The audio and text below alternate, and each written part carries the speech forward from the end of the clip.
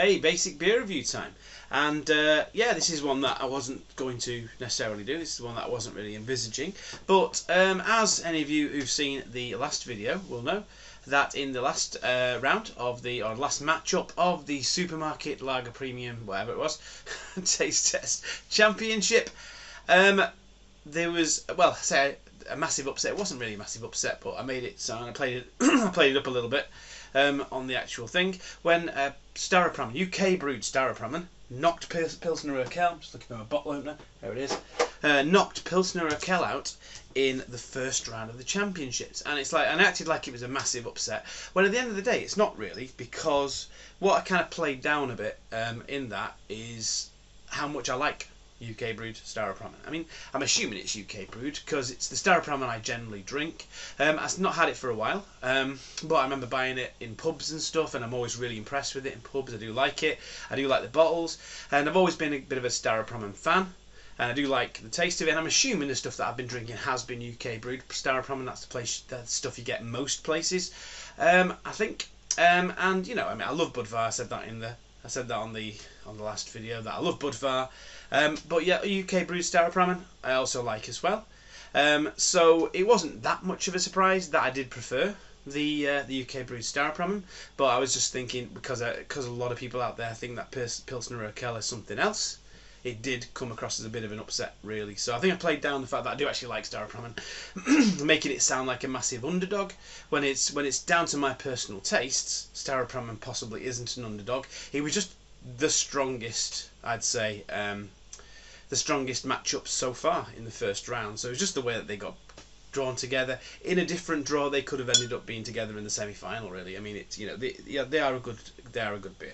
But I did mention the Czech brewed Staropramen available in Lidl, and that got me thinking. Do you know what?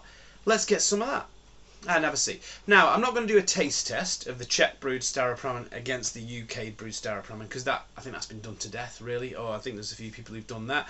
I'm just going to taste it. I'm just going to taste it, drink it, nice and fresh, nice and you just on its own, and see what it's like, really, to see what I think of it. So rather than trying to compare it to the UK, I might do one at one point where I compare the two.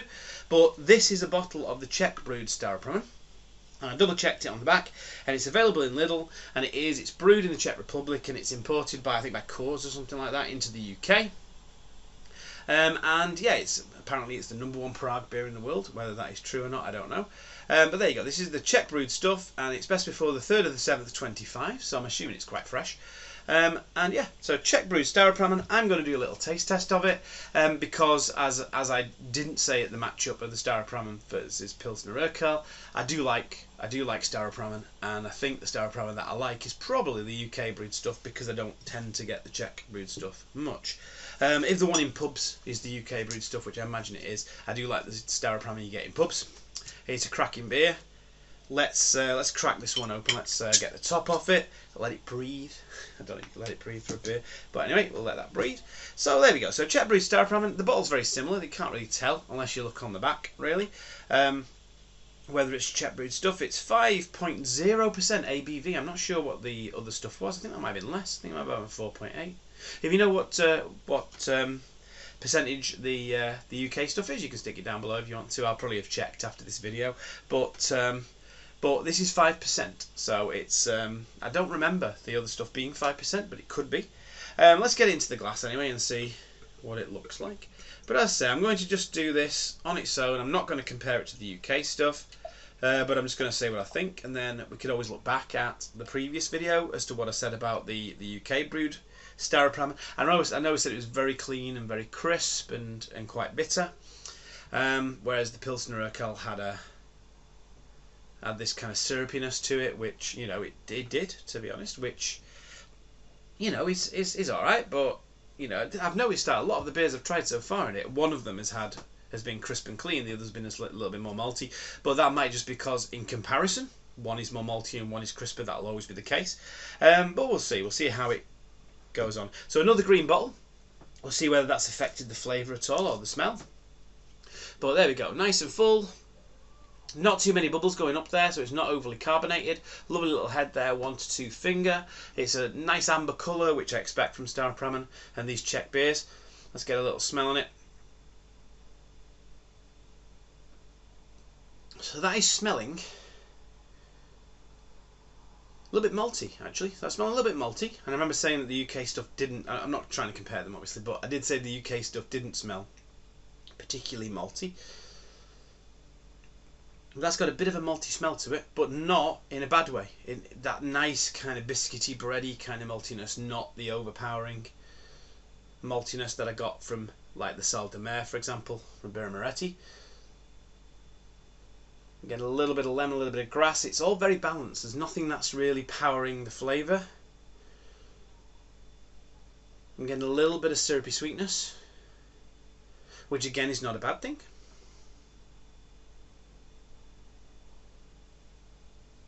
It smells nice. It smells full. It smells very full in flavour. It smells two-dimensional. Some beers can be quite one-dimensional, just crisp and clean, but there's not a lot there. This does smell like it will be crisp and it will be clean, but there's going to be something else there as well, which, you know, it gives it a second dimension. Some beers have a third dimension. Maybe this could be one of them. We'll have a see. Anyway, I've had enough of smelling it now. So smelling it, you're getting those lager notes, you're getting the grass, you're getting the lemon, you're getting malts, you're getting biscuit, you're getting bread, you're getting all kinds of stuff there. But it's in the taste. That's basically where it's all at. So we're going to have a go on it. Cheers.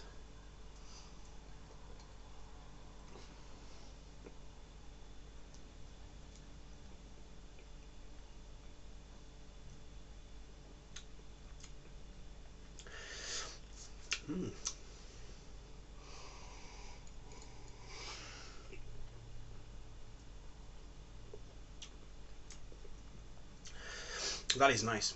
That is good. And I wasn't expecting it to be not good. I was expecting it to be good.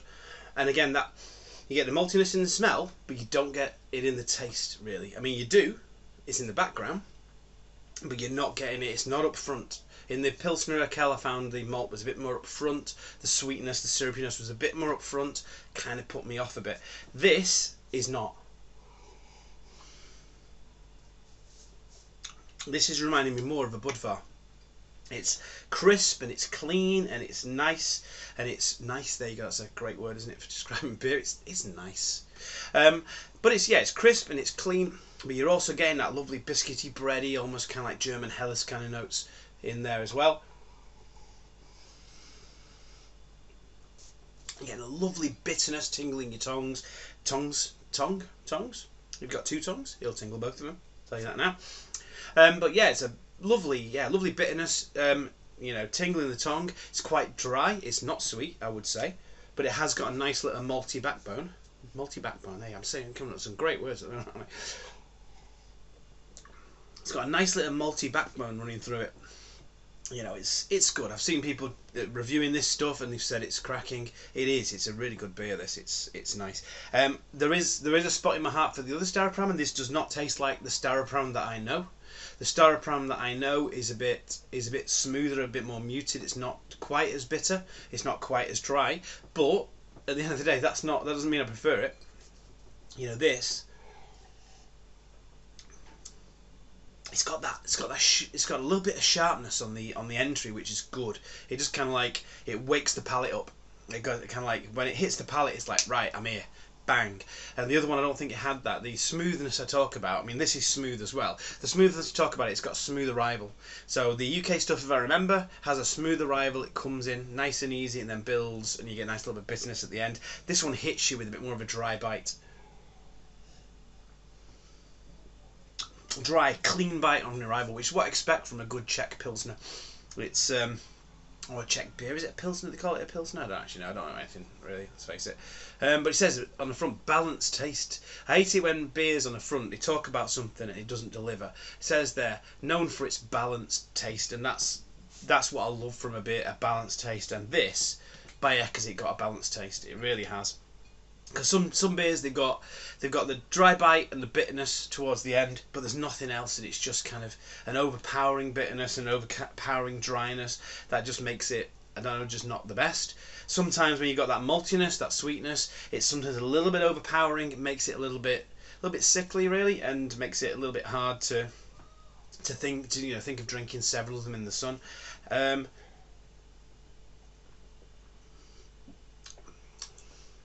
But this, it's so well balanced. It's got all those flavours in there.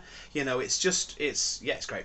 It's really good. Anyone who's had this stuff, the Czech brewed stuff, will know that it's a really good beer. It's nice. And I'm glad I didn't put it in the taste test. Although it would have made it interesting, because while this would be a massive favourite, doesn't mean it would win. But it's good. It's up there with the Booth's ones that I wouldn't put in there just because it wouldn't make it a very fair contest. It's really nice. I can't stop drinking it. It's really good. It's a really nice beer. So there you go. It's a really good beer. I was going to say something else, but I can't remember what it was now. I was going to say about it, but I will check whether the other one was 5% ABV, because I'm not sure actually. I'm not sure if it's about 4.8 or maybe even 4.6, which again says bits and pieces on that, doesn't it really?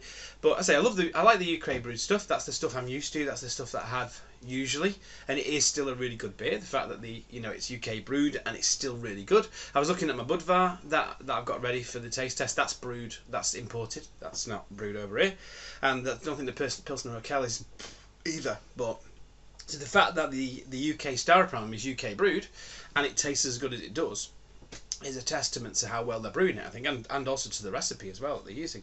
But this is something else. It is just another league above, really. This brings it up to another thing. And I remembered what I was going to say. It's kind of cheaper in a way as well.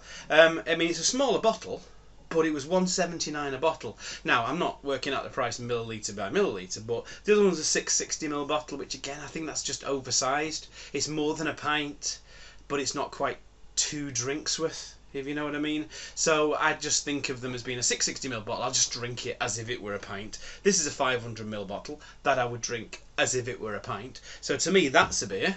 The UK brewed stuff's a beer, but the UK brewed stuff is about $2.25 a bottle, and this is $1.79 a bottle. So I would say this is, cheaper, really. And to be honest, milliliter by milliliter, if I did the maths, it might turn out cheaper as well, really. So, I mean, if that's the case, you can actually get Czech brewed Staropramen for less price than UK brewed Staropramen. It's all about your own taste at the end of the day, but I am really enjoying that. But I wouldn't just buy that. I would buy the UK brewed stuff as well. I mean, I'll see how the UK brewed stuff does in the next round. See whether I still like it as much. But the more I'm drinking this, the more it's tasting great. It's a really nice beer. And I think I probably will have had this before, I imagine. I imagine Staropramen many years ago, when I had it like 15-20 years ago, may have been imported. Maybe they didn't brew it in the UK back then, I don't know. But certainly the stuff I've had recently will have been the UK brewed stuff. I do like that. I love this. That's all there is to it. Anyway, I'm going now. I'm going to finish this outside in the sun. Till next time, have a good one.